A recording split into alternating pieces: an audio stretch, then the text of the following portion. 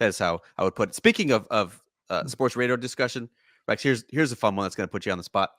Jordan Spieth, you believe in his Masters chances, or do you not, based on his T10 finish at the Valero Texas Open?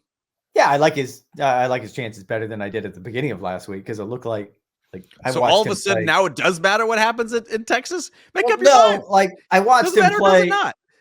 I watched him play. Maybe again, these are very Jordan-esque rounds, and this is what we come to expect from him. But even I was taken by the idea of he gets a hole in one, and this was in his round. And I just want to go back and make sure I have this right.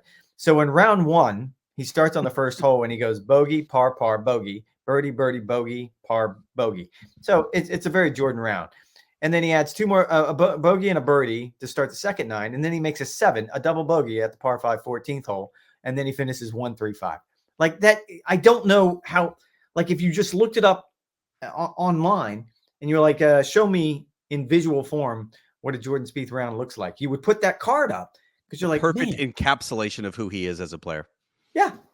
I mean, and it's funny. I was talking with his parents on Friday afternoon, and even they were just flummoxed. And I would argue, regardless of what happened in San Antonio, if he missed the cut or finished tied for 10th, which is what he ended up doing, I still like his chances at Augusta because this goes back to institutional knowledge. We all know he can play this golf course well. It just depends on how comfortable he is with his game. I don't think he's very comfortable with his game right now, but he's doing Jordan Spieth type things in between really, really weird, ugly things.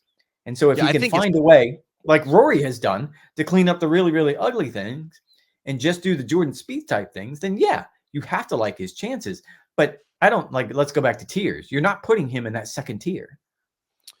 I would put him probably at the bottom of the second tier or at the very top of the third tier. I mean, I like a player who's making a ton of birdies, which is what Jordan Spieth is doing. And he made, I think, 19 birdies in an eagle over 4 days at the Valero Texas Open. Yeah. Did he make a ton of mistakes? Absolutely. He made 11 bogeys.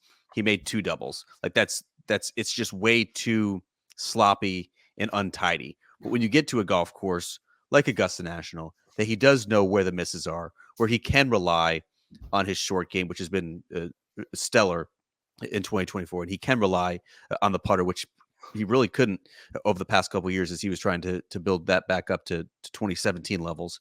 I actually really like Jordan Spieth this week at the Masters. Do I think he's playing well enough to overtake Scottie Scheffler? No, Scottie Scheffler is still my pick to win the Masters. And I think he could win by a handful of shots, but I'd be very surprised based on the way that Jordan Spieth is playing right now and based on his course history, if Jordan Spieth was not at least very much in the picture on the weekend.